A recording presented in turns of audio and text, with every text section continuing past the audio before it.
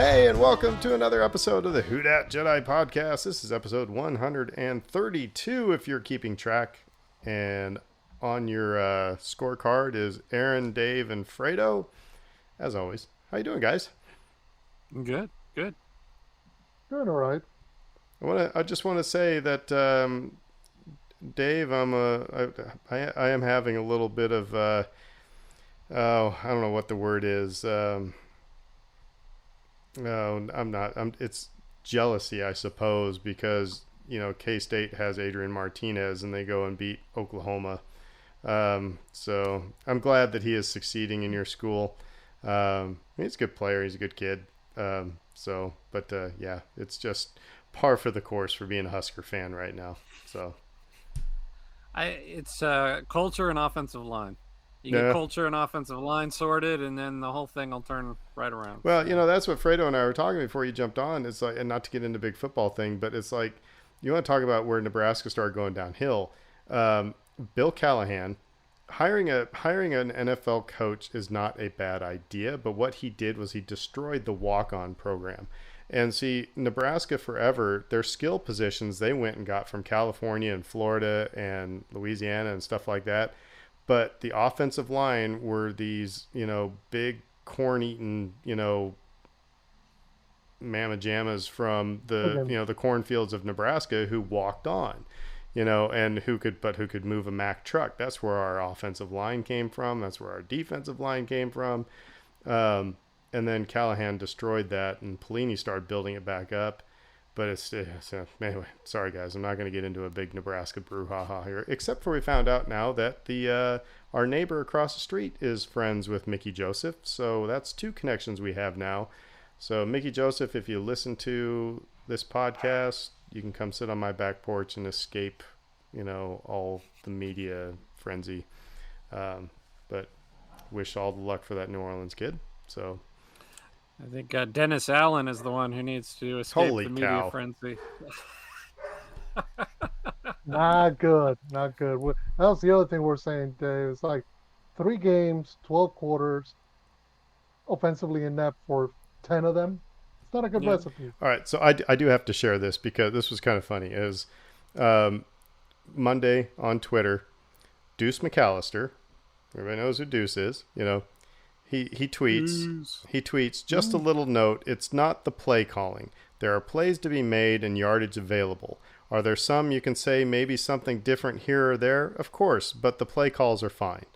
And so I replied, I probably shouldn't have, but I did. And I just said, offensively, it seems to be an O-line thing. When defenders are getting through untouched and running backs have to totally change direction or run into a brick wall, that's very telling. And I don't get it because it's 80% of the same line as last year. And a leaky O-line equals quarterback panic.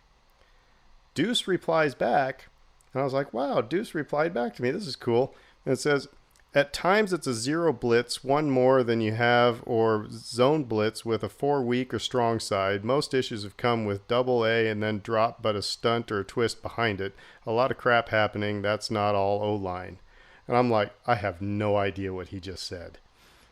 I'm just like, favorite the tweet, get out of the deep end of the pool, and I'll just go sit here in the in the whirlpool and drink my beer, knowing so I have enough Twitter etiquette to know when it's like, all right, I just got schooled politely. I mean, he was correct. I just have no idea what he was talking about. So I'm gonna go order Football for Dummies so I can understand what some of those things he said. I was in the band, so anyway, the Saints. Wow.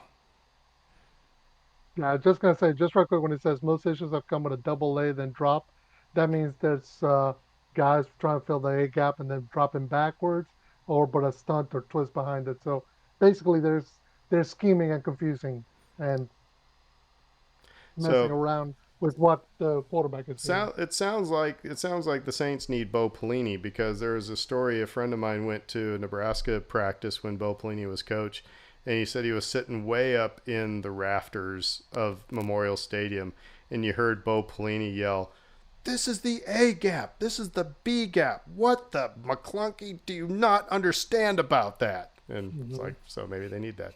But hey, let's hope that maybe a change of time zone will help. So, um, all right. Well, tonight we're going to be talking about Andor. And I don't know. Well, we've talked a little bit. I don't necessarily know if we're going to do a synopsis of episode 1, 2, and 3. I think it'd be good for us just to have a conversation about, because this is a dang different Star Wars show. And there's a lot of things that's different about it. We can talk about some of the plot nuances that has gone on, but I don't. Anyway, we're going to be talking about Andor episodes 1 through 3. But first, let's do a little bit of trivia. Dave. Oh, I think you've gotten this one before. This is a softball. Who sums up the Ewok language as a very primitive dialect? I'm not even going to look at the back of this card. I don't think I've gotten this one, but it's C-3PO. It is C-3PO. Yeah. All right. Fredo, Mm-hmm. who disables the power supply on Jabba the Hutt's sail barge? I want to say it's R2D2. Ooh, that's interesting. Was I wrong? I haven't looked at the answer yet. Dave, do you have an answer for this? Because I don't think it's R2. I think it's actually Leia. When she smashes that console. She smashes That's something, right, but then that's I'm right, thinking, yeah. is it Luke when he shoots the gun? Shoots the gun at the deck. All right, well, It could be any number of people. Let's flip it over. It is Princess Leia. It is. Yeah, All because right. when she smashes the controls, you get the safety shutters coming down, and everything just goes dark. So, um, Hmm. I was in a meeting today, and I usually have a virtual background, and I turned it off today because it said, yeah, I usually have virtual background on because otherwise you see all this Star Wars stuff. And the guy on the other end goes, is that a sail barge? You got a sail? Is that Lego or is that a mod? Just was totally freaking out over Jabba's sail barge. Anyway, to me, who serves as the Trade Federation viceroy during the siege of Naboo? That would be Newt Gunray. Yeah, all right. We didn't give the audience Wonder any that time. That was Wonder where that name came from. right.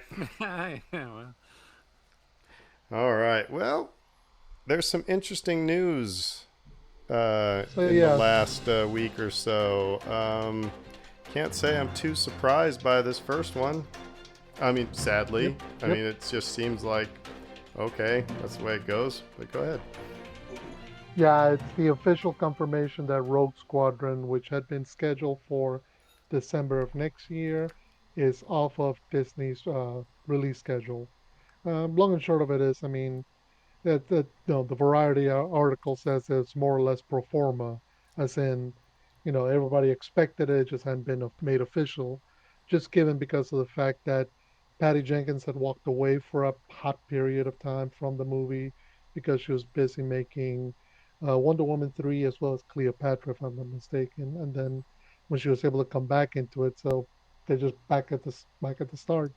So I'm they waiting for replaced it with. Mhm. I'm waiting for somebody at Lucasfilm to write a book. Some former employee to write a book about this whole era of movies being, dropped from schedules and stuff like that. There's an inside story here somewhere. This is weird. I, but I will say, I'd much rather that they do this and retain their commitment to Patty Jenkins and the vision they have for this movie than, okay, then we'll do what they did with Episode 9, where, okay, we gotta have the Episode 9 out in 2019. Colin Trevorrow, you're off. JJ, jump back in there, and try to figure it out on the fly. Like the I article I think that sent you that says JJ pulled the emperor out of his butt. that was the basically, line. That was a basically. great line. I bet that guy or whoever wrote it just laughed when they went by their editor. But that's the way it seemed. Mhm. But yeah, no, you're right. So I believe that makes, I mean, they're still not sure which is the next Star Wars movie that's going to come out. The article does mention the one Taika Waititi's making, as well as hint back to the Ryan Johnson trilogy, which maybe one day will happen, and the Kevin Feige one. But right now, no idea when the next Star Wars movie's coming. How many different directors do Marvel movies have? Depends on the property. Well, usually, I mean, they have one, but what I mean to say is they have one director per movie. But then, like say, Ryan Coogler right now is directing Black Panther. He's directing Black Panther: Wakanda Forever. I want to say Peyton Reed's doing all three Ant-Man movies, or maybe I'm mistaken there. Usually, they like to keep like James Gunn's done all the Guardians movies, but I also think that kind of follows with you made this movie the thing, so we're gonna keep you there. Yeah. They usually it's rare, like, but it does happen. Like they've had Doctor Strange and Multiverse of Madness that was a switching directors. Iron Man 3 was a switching director, so it does happen. It's I just guess, usually it's rare. of course, historically for Star Wars, it's been. Well, I guess. No, no, that's a bunch of crap. So I'm not even going to say it because there were three different directors in the original trilogy. There was one director for the prequel Prequels. trilogy, and then two different directors. So it should have theoretically worked, but I don't know. I want somebody at Lucasfilm to write their book, though. I'll read that book. So Moving on right quick to more sad news. Well, it's sad in a way. It's the end of an era. It was announced earlier in the week that, actually yesterday, James Earl Jones is officially stepping down from Darth Vader.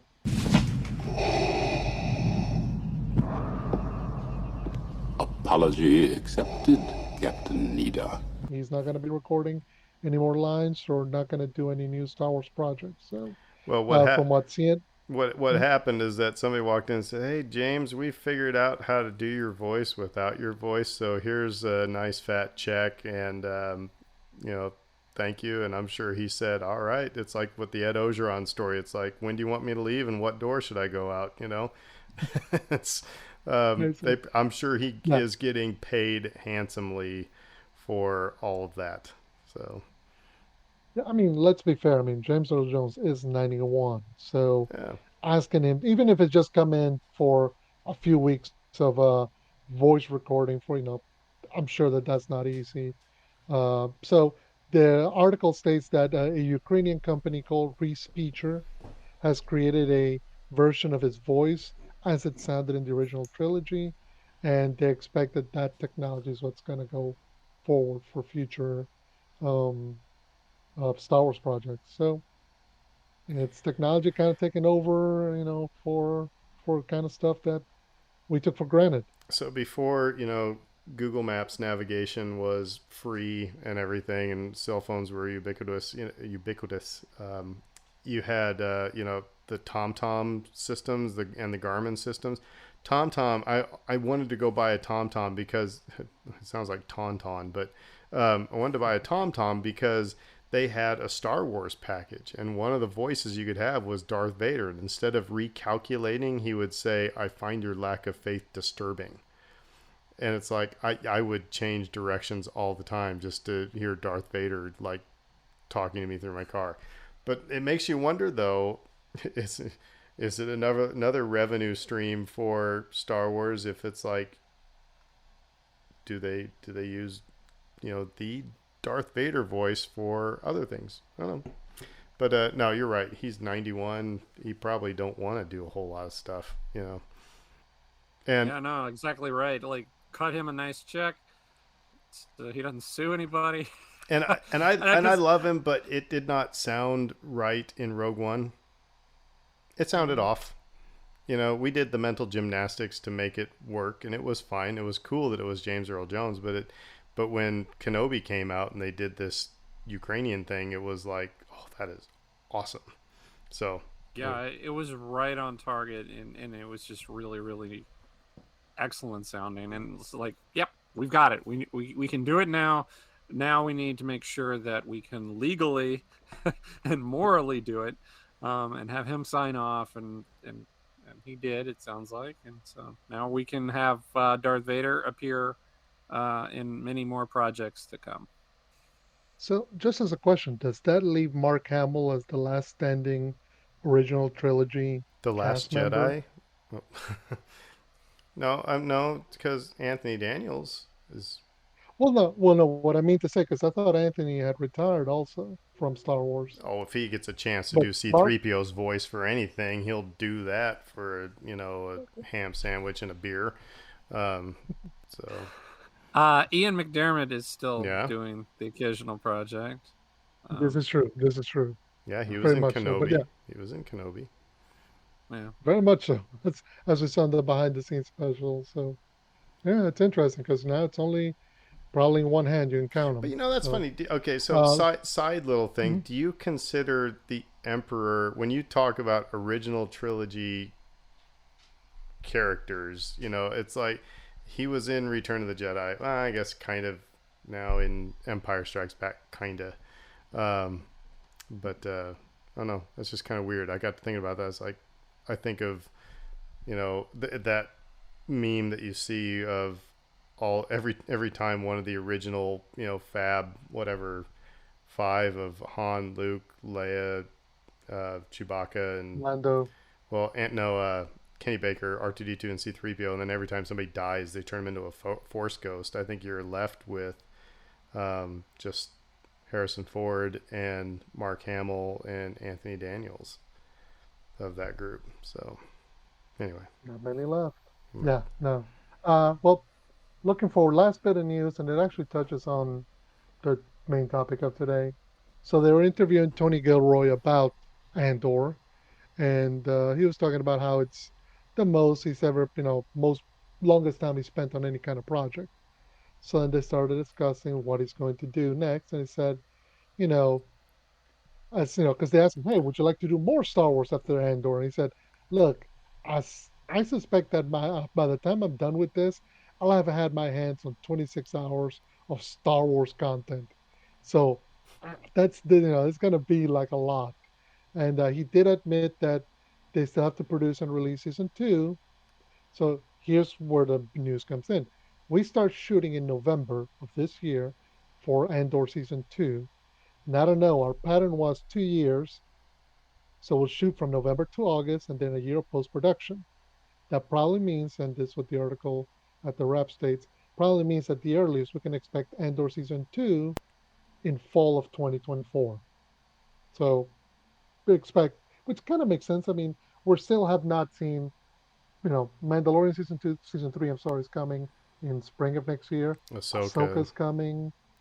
Right, and then the Acolytes in production. So they're gonna have other Star Wars TV shows to kind of put in there, So there's not like people are gonna go all of a sudden go. But it's interesting saying it takes them what 6 to 9 months to make, to film, and then another year to post production and score and everything to get it together. We've kind of talked about it before on the show, and maybe it should be a lengthier conversation for a later episode. But getting back to that first thing of Rogue Squadron being removed, is like,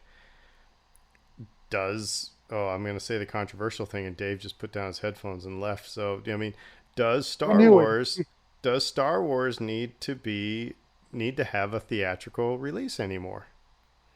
I'll say it again because nope, there his headphones are off again. So He felt a disturbance in the force. he knew I was going to say some wild Come on, cockamamie come on, thing. Dave. All right, Third I'm going time, to say the third time. wild cockamamie thing, but I said, are is does Star Wars need a big whiz bang theatrical release? Because I mean, and we'll talk about this in Andor when we get into it, but the quality of the Disney Plus stuff is going up and up. So if people are buying that, why sell them another thing? Part of me is going to say yes, just from the standpoint of there is something to the specialness of a theatrical release. I mean, don't get me wrong, I'm loving Andor, I'm loving all the Disney Plus series, but there is something to the idea of going to the movie theater, sharing the experience of it, whether it's episodic storytelling or just a single movie, of just getting it all together at the same time. That Yeah, is different from the TV show. we'll take Dave's thoughts because he's about ready to say something, but then I'm going to say, well, after he says that, we'll put a pin in it because I think this is a longer conversation because I'll have something to say after it. Go ahead, Dave. Well, Aaron, you shared an article with us in the group chat this week, which was Disney's mismanagement of Star Wars brutally explained by industry insider, which I thought was just a ginormous, like reckless sort of headline that had Right. nothing to do with reality. No. It had me go back and think about things and like what have we gotten under Disney, right? Because like I think that's the crux of the argument that maybe Star Wars isn't getting it right under Kathleen Kennedy and under Disney, and where are we headed, and oh gosh, the future of Star Wars, and we're getting all this mediocre content, and so like I had to like just okay, let me sit down and let me think back to the stuff that we have gotten, and I've mostly enjoyed it. Um, Rise of Skywalker wasn't my favorite Star Wars movie. It's probably my least favorite Star Wars movie, but we Somebody's also got it. gotten Somebody's got to be number 9. Yeah. yeah, number 9 in the saga, and then I like 7 and 8. I like Solo. I like Rogue One. I like most of the television content that we've gotten. Um, I again, like, I'm a Star Wars fan. I like Star Wars. I'm predisposed to liking this stuff because I don't feel um, overly married to a really narrow concept of what Star Wars should be. Oh, you're leading us So into our conversation. All right. I'm open to more interpretations Well, and different perspectives. And here's the thing: is that again, just exactly what you just said is that while Star Wars Lucasfilm may have maybe lost their stride in theatrical releases. It could be argued that, I mean, it's been their pace has slowed down. You know, they're not running as fast as they used to, and but they found a new stride in this television content. And I think we'll jump straight into, and again, maybe that's, like I said, I think maybe it's a longer conversation of, it's like, you know what, I said a long time ago, it's like the smartest car CEO, automotive CEO would be the one who would step up and say, you know what, from now on, we're not going to develop any new automobiles that run solely on gasoline. It's like when you look further down the road, and it's like electrical and hybrid is the way to go, and you're going long term. So I think Lucasfilm is looking and saying, hey, people are digging this Disney Plus stuff, and it's not schlock. We're putting out good stuff, and it's actually hitting more buttons with people than. So maybe this is where we invest our time. Like I said, we'll just put a pin in that, maybe come back to it. So that leads us to Andor, what you're talking about. And before, we got some things to talk about here. I've got some bullet points I want to hit on. But I just want to just give me your high level thing. Don't get too specific into things, but just, are you digging it? So, or are you not digging it? Just your initial thoughts after watching episodes 1, 2, and 3. I will start because I tend to say controversial things. And first of all, I'm digging it, but I'm not going to be like the people that I see online that are like saying that Andor is the greatest Star Wars ever made. I think it's too soon to say that. I don't think, after episodes 1, 2, and 3,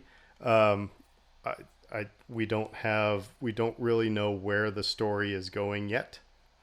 I can understand why they dropped those 3 episodes all at once, because if they would have just dropped episode 1, we all would have been sitting there scratching our heads for a week. But there is a whole lot of places where this could go. But I'm digging the story. I'm liking how it's different from other Star Wars stuff. But that doesn't mean that it's the greatest thing ever. The jury's still out for me on that one. Dave, digging it? Over the moon? under the moon. It's interesting. I think like you the two groups of people that either like it or dislike it mostly fall into a singular camp. If you like it, you love the vastness of it and the Rogue One-ness of it, the gritty, dark, more grown-up textures of it, right? The people who don't like it so far, like by and large, they think it's too slow. Um, it, like to your point, the very first episode, not a lot happens, and it takes you to pretty much to the end of episode 3 for things to really get going. Um, I fall in the first group. I like it. I like it a lot. I like it for those reasons. Um, the pacing of it doesn't really bother me, because again, and this is the thing that I always come back to, is it's distinct. It's different from a typical pacing that you would see with a Star Wars property. Usually these things move pretty quick. Like, Well, but we have far more episodes for Andor than we did any of the others. But yeah, keep going. it's different. Yeah. It's different than what we typically get. So I like different. That keeps me coming back because like I'm not bored with it. So I look at both of those things as actually being positives in its Cool. favor. So I'm digging it. Well, you guys are going to be my focus group later. You don't know these questions are coming. Maybe you do. I don't know. But I'll spring some stuff on you. But Fredo, what's your? And a 1,000 foot view, I'm enjoying it. I'm enjoying it a great deal.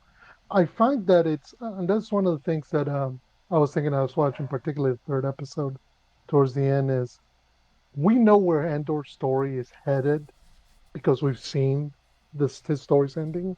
It's called Rogue One, but it's different than having a destiny. And I think that's one of the things that I'm really enjoying and finding interesting about this show. Most often, whether it was the original trilogy or even the prequels or even the sequels, there was such a big push towards having the main protagonist, Luke, Anakin, Rey, have a destiny. You are chosen by fate. You are the great hero who must rise up or unfortunately will fall. So that's different from what's happening to Cassian. Cassian is not the hero of the story, or he's not the main protagonist on the grand opera that is Star Wars. So that kind of invests him in a different kind of light and a different kind of way because his story, while he's not getting the call, he's getting the call from Stellan Skarsgård's character, who's Lucian, uh, but it's a different call than Luke is getting. He's not getting a call to go be a noble hero. He's getting a call to come serve, suffer, and fight, and hopefully make a difference. And that's kind of what I'm enjoying because it's the one thing it's one of those things I've always wanted to get out of Star Wars that we hadn't gotten. A different story that didn't just focus on the grand operatic myths, but that actually looked at the you know kind of the nitty gritty elements of Star Wars. Outside of maybe of the original trilogy, we've kind of gotten away from that. I mean, Episode 7 started there, but J.J. Abrams had to rush in with Mystery Box and Hidden Bloodlines and Grand Destinies for everybody involved. So I'm liking that we're not going to get that here. And it's interesting you bring. I hadn't thought about this. You bring up a good point that you're right. It's not. I'm going to become a Jedi like my father. It's not. It's not the hero's journey. It's also. I don't think it's a redemption arc either. If I had to lay a guess, it's more of Cassian finding a purpose. Agreed. And that's different, because I mean he's still killing people in cold blood in the beginning of Rogue One. So it's not like, I mean, his redemption arc does that, or it's a sharp J curve, because he's still doing some shit, and he's gonna kill Jin's dad until he has a turn of decides not to pull the trigger.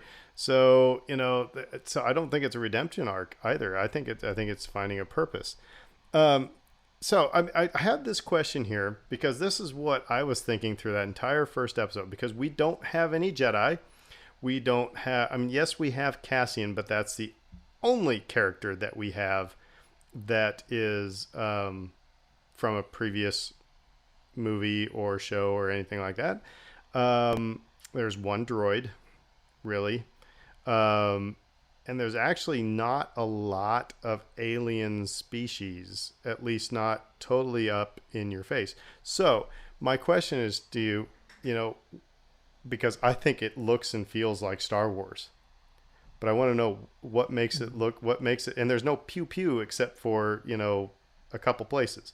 So how do we know that it's Star Wars? If you were just to turn this on, click, TV's on, boom, that's on, it's Star Wars. How do we know? What are the things? Because I think it looks a lot like Star Wars. I think it feels a lot like Star Wars. I mean, the easiest answer is some of the visuals, right? Some of the designs of the vehicles and the costuming and things of that nature, which is like, okay, so this is very obviously Star Wars based on that guy's outfit. And can I pause you right there, because I think that's a really good point, because I think if you take the Jedi out of the prequels do not look like Star Wars all that much. It looks more like Flash Gordon or Star Trek. And I think it's because of what you just said. It's like the original trilogy, everything was kind of gritty. And I understand why things were cleaner in the prequel trilogy and stuff like that. I get that aesthetic choice. But I think you're right. Like, the costumes look like original trilogy, even sequel trilogy nailed that a little bit. And like you said, the grittiness of it and stuff like that. So I thought that was a really good point.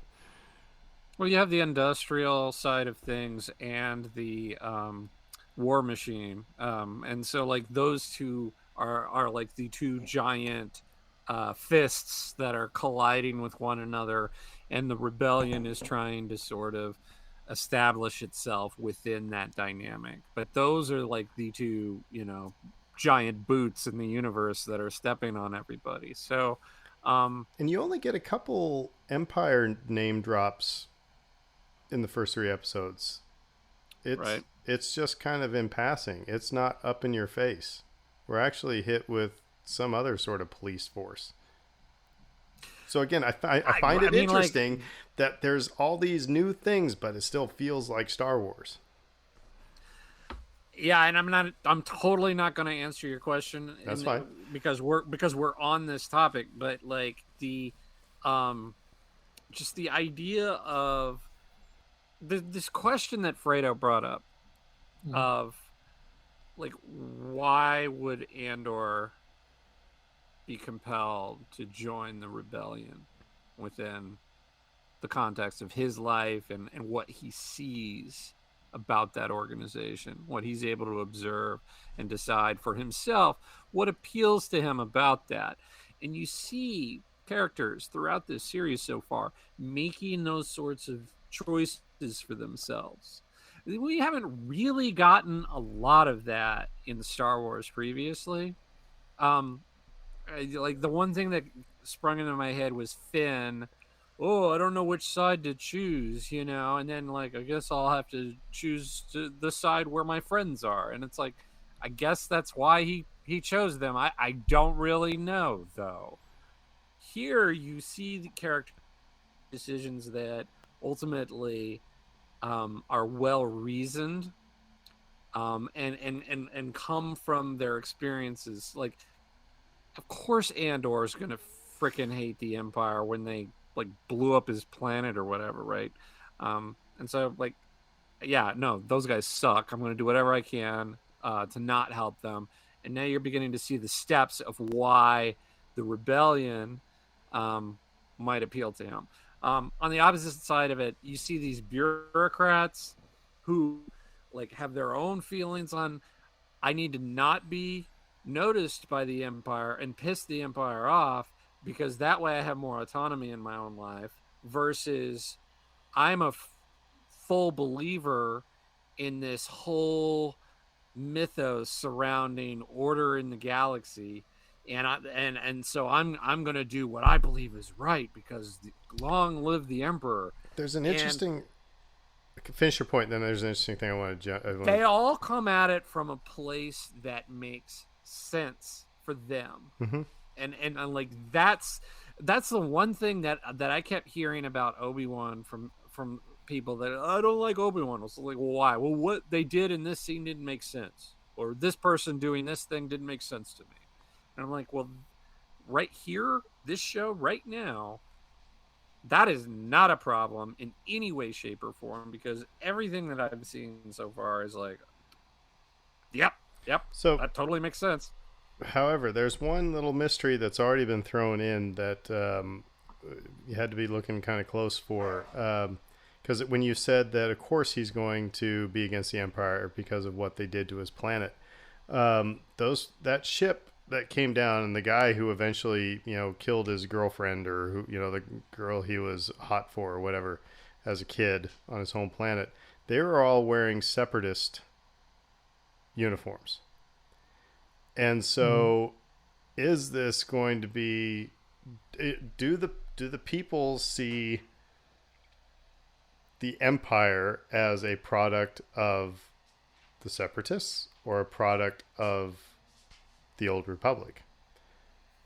And so I find it interesting. I agree with you that that's where his motivations start. But like I said, it'll just be interesting because. So anyway, it would just be can't speculate too much because there's like I said, there's a lot of stuff coming. You could see where a individual character, like just random person you pluck out of a crowd, could have either opinion, right? Right. The separatists were to blame for all of this. The Republic is to blame for all of this. But from my point of view, the Jedi are evil. In the here and now, the Empire is the problem.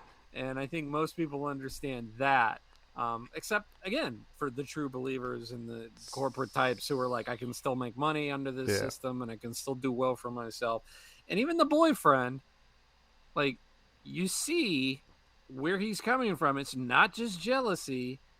It's like, my girlfriend's hanging out with this guy and he's dangerous. Yeah. And, like, suddenly there are these bad characters, like, hovering over us. And I'm like... So I need to get involved. So Fredo, what makes this to you look and feel like Star Wars? And put a pin in what you were just about ready to say, but just to finish, to put a bow on this conversation, what makes it? Right. I think, on one hand, the elements regarding the lived-in universe, the technology. I love the fact that the droid. I mean, we got to see in the flashbacks the droid looks shiny and new. I believe the name is B2EMO. B2EMO. And by the way, my wife said this. Star Wars has a blue ribbon on making droids very empathetic characters. Mm-hmm. Big eyes. It's the eyes. It's the same thing they do in anime. Big eyes. Yeah, maybe. That's so you make the characters adorable. Disney kind of cracked that. But it's that ability to look at on a setting, because whether it's the corporate world that we start off on, or whether it's the world where Cassian's located, Ferrex, I believe is the name of it, or even the planet where he and his young tribe are in. By the way, did you notice that it was all young people there? So we'll put a pin on that. It it was Lord of the Flies, is what it was. I was looking for the conch shell. Makes me wonder how they ended up there. Again, for the mystery, but just the idea of all these characters living in a lived-in universe in which, it's interesting because we hear mentions of the Empire, but the guys coming down to find Cassian are not stormtroopers. They're security forces for this corporation that's basically bought out these planets from under the Empire, and they seem to be doing much the same that the characters of Star Jedi Fallen Order were, which basically just they're the French quarter police.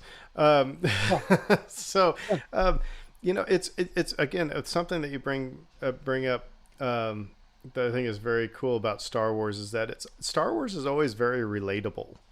Because think about Obi-Wan Kenobi. Think about that series. What we see him doing first is working as a meat cutter. you know, and in Andor, you see people working on, you know, this, you know, work in a shop or working in, you know, a factory or something, you know, working in a shipyard type of a deal. You know, those are things that people are like, yeah, I can, even though there are weird aliens around there, you know, that makes sense to me. Sometimes like Star Trek doesn't relate, you know? I was gonna say there's a very blue collar ethos to Star Wars that comes from the, whether it's Pelimo in on Tatooine, or whether it's any of these characters in Andor, or any other characters we met in any other. The fact that there's mechanics, that they're covered in dirt, that there's parts messed up everywhere. The idea that this is normal people going about their lives, and I think that's one of the elements that when people said did Star Trek, the prequels did not feel as close to Star Wars. That's one of the elements that was missing because we're talking about all the upper class, so to speak, senators, governors, chancellors, Jedi. There was not the low classes living underneath the streets of Coruscant And now or elsewhere. we got room to move here because we're going to get Mon Mothma eventually. We're going to get some politics in this. All right, so I said I was going to use you as my own little focus group. So Dave, this goes to you because you are one of the best parents I know because you get your kids indoctrinated into Star Wars like from the get-go. So how do you feel about this Star Wars having probably some of the most mature content that we've ever seen? First of all, we heard, you know, the Scottish guy use the S word that I can't say on our podcast or I'll get, you know, McClunkied.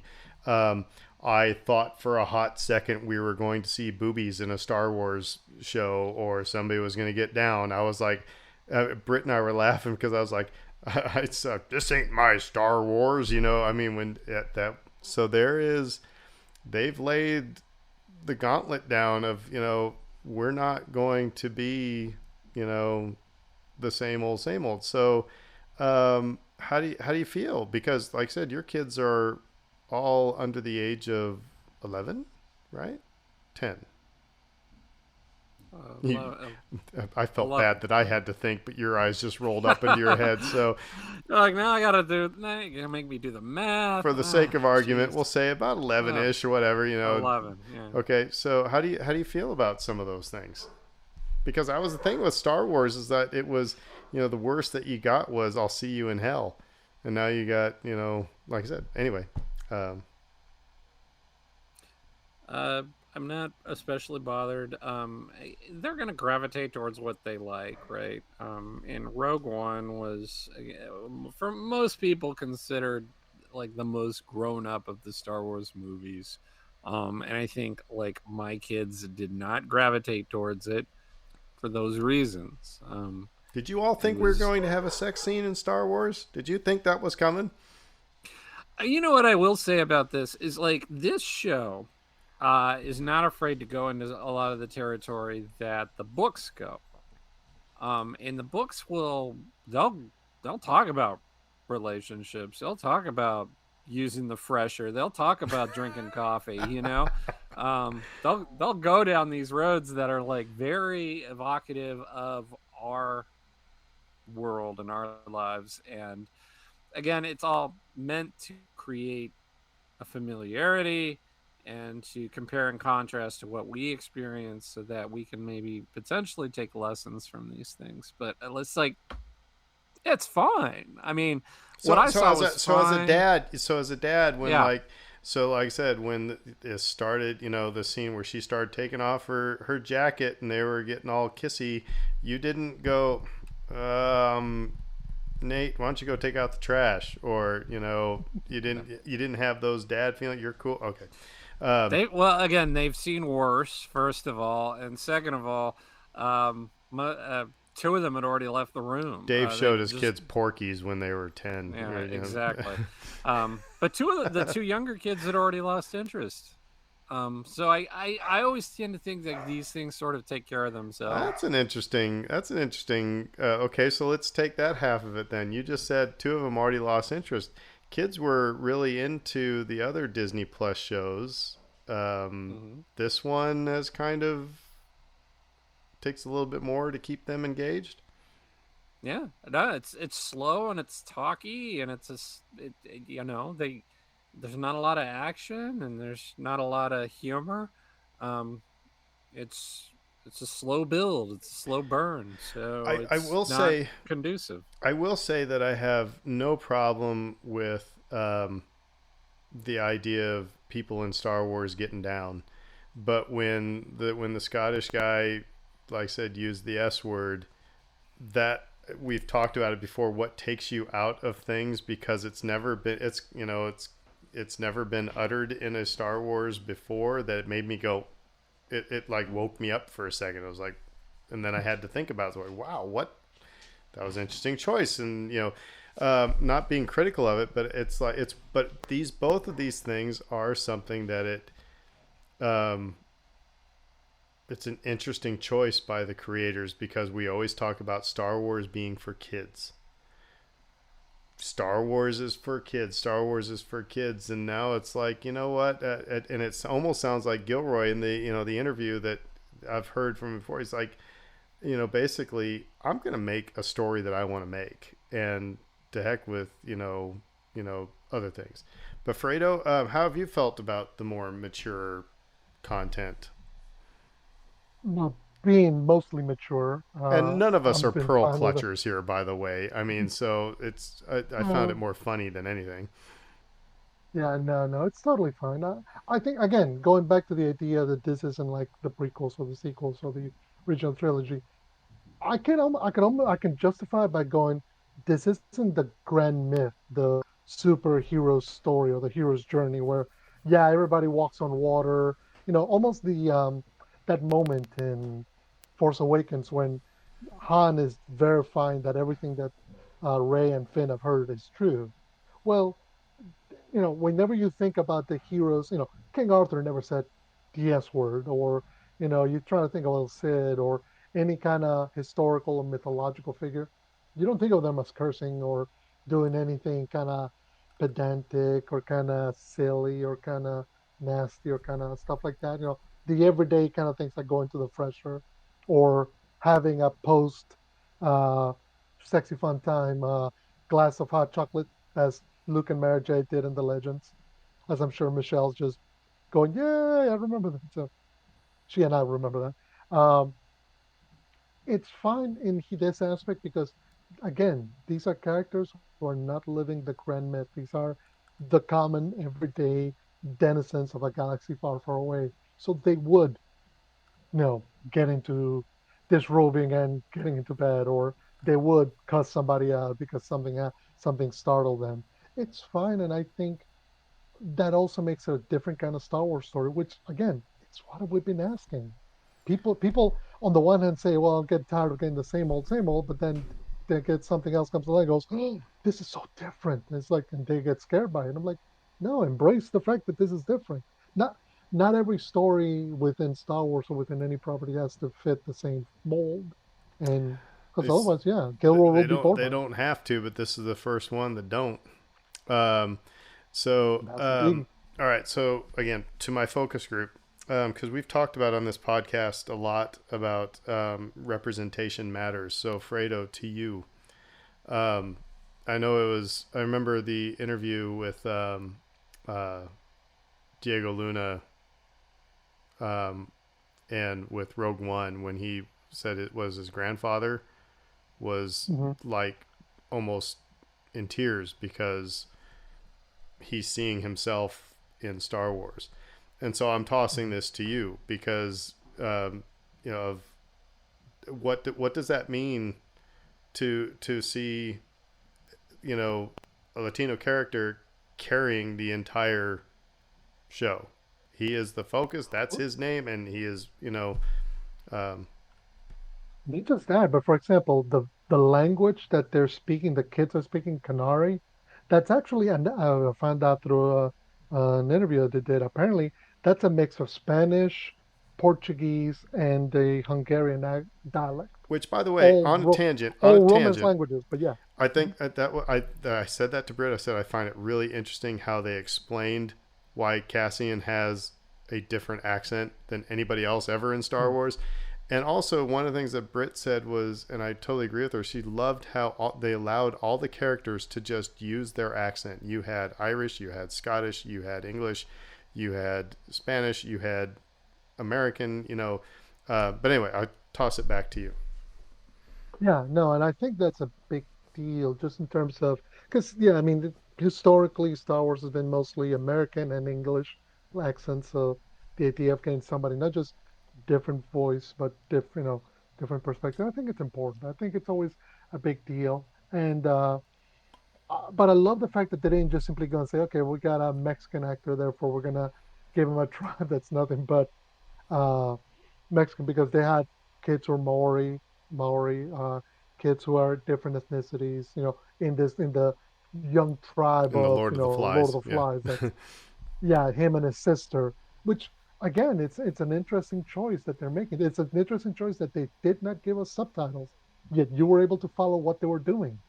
You understood was going on, but you know, if I ask you to repeat a line that they said at that point, none of us could because again, no subtitles. So they're making clear, conscientious choices about Cassian based on what Diego Luna wants to do. But I also think it's to inform us about the fact that really Cassian may not have a place in the galaxy. There's a reason when he says he's looking for his sister at that nightclub and then says that, That wasn't she's a nightclub. Canary. I'm getting back to Dave's question, on the mature content. They were at the Bunny Ranch. Let's not call it a nightclub. That was a brothel, folks, in Star Oh, Wars. red light district. When they were walking Hands down the down. street, I'm It like, was. that's Amsterdam right Yep, there. yep. Okay, so nice way to try to clean it up, Fredo. But back to you and your answer. Go ahead. No, but yeah, but no, but absolutely, and I find that they're making these choices not just because they cast a Mexican actor as the star, but it's because he wants to, that representation is not just okay, we put a guy in your movie or your TV show. He's actually looking to have it influence the story that he's going to tell. Because the story, what I'm guessing is this is going to be a story of an outcast trying to find his way. And what's interesting is that because of his size, he's not the warrior type, so he's having to be more the smart mouth, the slick guy, the guy who's quicker on his feet than everybody else, which is interesting because that's not normally the kind of heroes that Star Wars gives us. Heroes Star Wars gives us are very much. I mean, you do get slick, fast-talking guys like Lando and Han, but then we see them turn around and be able to get into a fight. And that's the thing I kind of I've been thinking about Andor is that because that was one of the other questions that how is this different from other Disney Plus shows, and we don't have to get to that question if you don't want to. We can. I want to get Dave's thoughts. He's got more thoughts on Andor, but one of the things I want to say is that I'm struck. It seems like wow, Star Wars is growing up. It feels like Star Wars is growing up. It's not the idealistic pie in the sky, kid story. And I'm sorry, I don't mean to make it sound like that's a bad thing, but it does seem like they're trying to like I said they've grown up a little bit in this instance. And when we go back to the Mandalorian, we'll be back into the YA stuff. When we go back to and that's fine. I think Star Wars needs to do that because I think it has been stuck in YA for far too long. And if they can be successful in this, it's I think that's only a good thing. I liked one of the things that Fredo said a couple of minutes ago too about the languages and this idea that you're not always going to be privy to the conversation, and to understand what every single character's motivation is, and you have to infer, you have to watch and pay attention and begin to learn. And I think, like, again, that's a very grown-up way to approach things. It's like, yeah, you have to use your brain here, folks. You actually have to pay attention to what's going on. um, the other thing, though, that it circles back to your first question, Aaron, which was like, well, what makes it Star Wars Z? Um, and for me, that's part of it. Is like just something a creative choice as simple as saying, you're not going to be able to understand what some people are saying. And some people aren't even going to use dialogue, and you're going to have to infer what they mean. That's like basically taking on this I'm in an alien environment.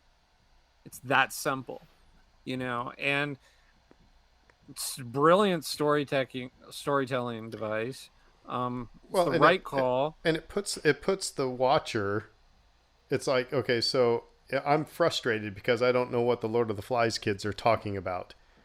Now, that's what Cassian is feeling when his mother, in quotes, the Aunt Petunia from Harry Potter and her cohort show up. He has no idea what they're saying to her, what to him either. So it's Yeah. forcing you to be empathetic. It's like, Yeah. you're right. It was a very good choice. Yeah, I know. Again, for that scene especially, but yeah, even in a larger sense, it makes you feel like you're in a vast universe full of different species and peoples and cultures, and that's half the battle. When you're watching some of the volume, critiques are that it feels sort of enclosed, or that we're in a tight area. We're not really getting the feeling of this huge, big, vast galaxy that we're supposed to be feeling. Um, these sorts of creative decisions like help immeasurably with that stuff. And again, like framing, how things are shot. We're down low to the ground. We're shooting upwards, and we're seeing a large open space. Like a simple thing, a simple creative choice like that makes a huge difference. And so, like there's certain things that they're doing from a filmmaking perspective that I have a lot of admiration for. All right, so to finish things out, kind of a potpourri, just whatever you want to talk about, that has struck you about this, um, and I just totally lost what I was going to say about mine. Oh no, I remember. It seems like by the end of episode 3 that some of these characters that we started getting invested in, are we going to see them again? you know and it's so it will be interesting to see. And that was, and that, again, that was one of the things that Britt said. She was like, I want to know more about, and I can't even give you names right now, because I will say that's the kind of the frustrating thing, is like I felt like I was thrown into a new job, and it's like I'm supposed to know everybody's name right off the bat. um, but um, but you did start to like, hey, I like that person, and oh, now they're dead. Oh, or I like that person. Oh, we're leaving planet now. So like I said, it was. I'm just wondering if that's going to come back. Um, the other thing that has struck me is that this is the absolute opposite from the Mandalorian, where in the Mandalorian we were hit over the head with Easter egg over after Easter egg after Easter egg. Here we haven't had one. The most obscure one was the Separatist patch, I think. So I find that really interesting, and I would guess that was probably a purposeful choice. No, like I said, potpourri. Go ahead, whatever you guys want to talk about. I agree with you. I think when we were talking about previewing this, like how many cameos are we gonna get, and I think the consensus amongst the three of us was like, well, I don't know that you need, I don't know that you really need that here. The point of this show is not those things. So like I agree with you. Like I think there's probably a smart decision not to do that. If they do some of it eventually, okay, fine. C3PO wanders on screen at some point. Okay, fine. Um, and those kinds of connections can be fun, and we usually enjoy them. But yeah, that I don't think we need that. This again, this is this is what we've been calling for. At least this is what I've been calling for. I want a story that has nothing to do with everything else.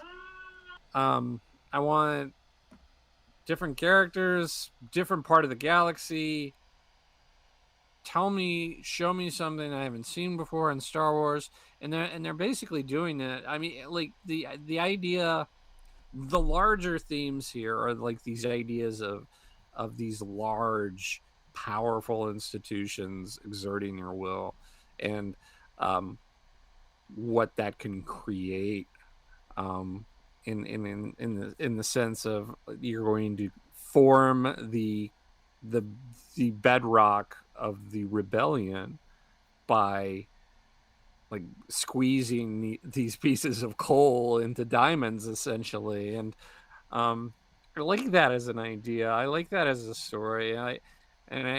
We've dealt with austerity and control and systems and how they interact with the peons out there. And um so those themes have been touched on before, but you haven't necessarily taken them from this angle, I think.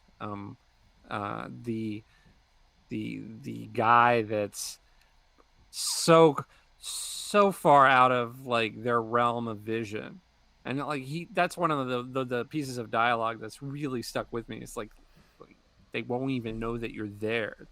It's like it's you put the uniform on, they're so fat and they're so happy. There's you're nothing to them essentially. And like that level of disgust for one's opponent, or lack of recognition that they're even there, we haven't necessarily seen a lot of that. And so like I like that a lot, that we're that we're attacking it from that angle.